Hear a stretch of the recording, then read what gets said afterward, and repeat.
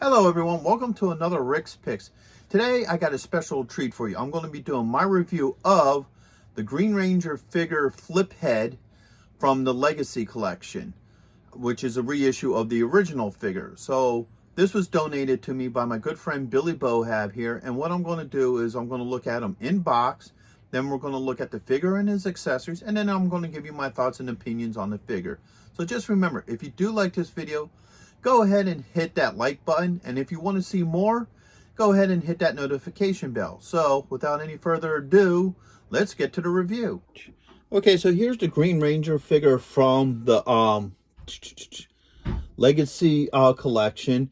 It's a remake of the original figure.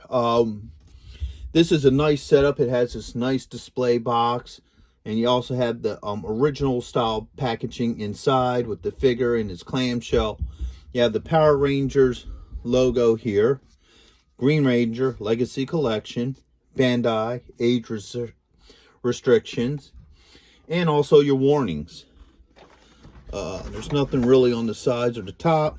The back has, his play features, the story, automorphin. It shows you how it's done, and then it shows some of the other stuff that's available, and you got your legal here.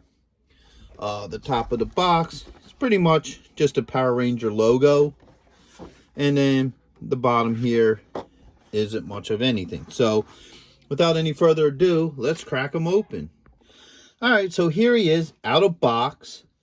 Let's give him the rotation.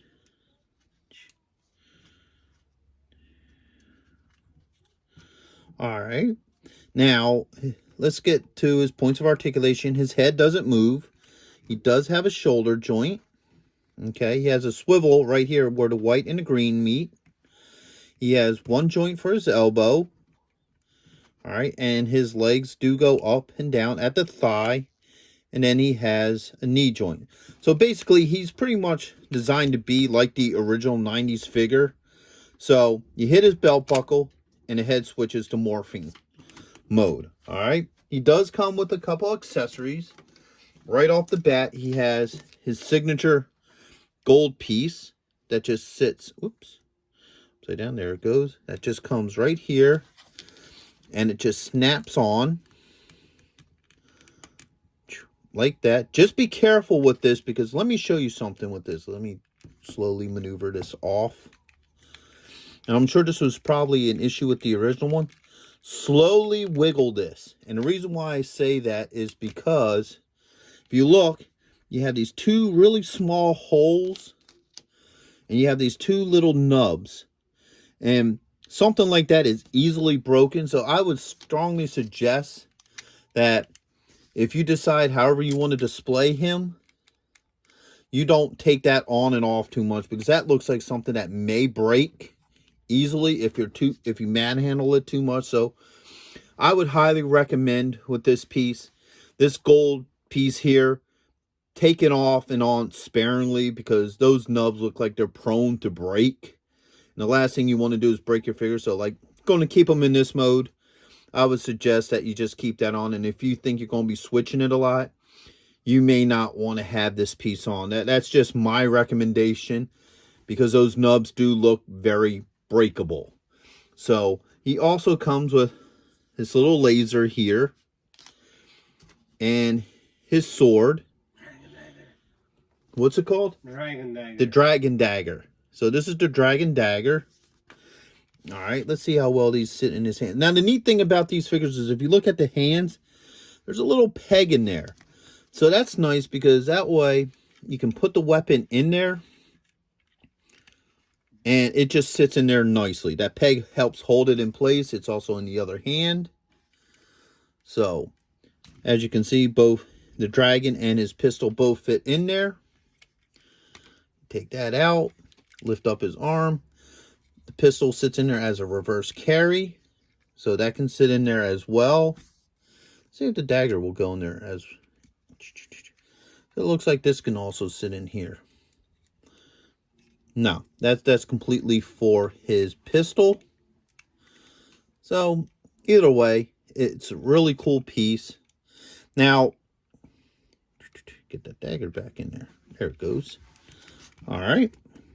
Now we're saying, well, if this is designed to look like the original figure, well, how do we know? What do we have to compare with that? Well, I'm just lucky enough to have the original figure here.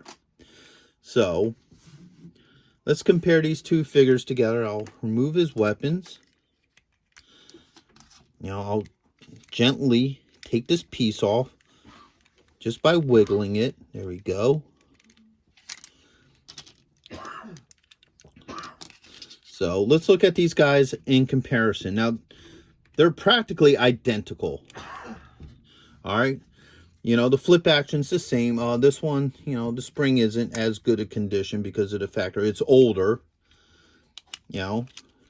So, let's see how well he flips. Good. And good. So, a lot of the details are pretty much all the same. This is basically the same figure. So when they reissued him, they did a really good job at keeping its likeness to the original 90s figure. So overall, if you're a Power Rangers fan and you like the nostalgia of the original show, this is a good figure if you can't find the original one. They definitely kept to the original design and everything like the original figure. So overall, I would highly recommend this for anybody who's a Power Ranger fan. And I hope you did like this video. If you did, go ahead and check out some of my other Power Ranger reviews. And some of my other videos in sci-fi. So until the next one, late. Thank you for watching this video. If you did like this video, do me a favor, hit the like button, subscribe, share it with friends, hit the notification bell so you can see more content, and always leave a comment. I'm always happy to hear from you. And check out my Patreon page where I have things that you won't see, on this normal page. So once again, thank you for watching this video, and I hope to see you in the next one. Later.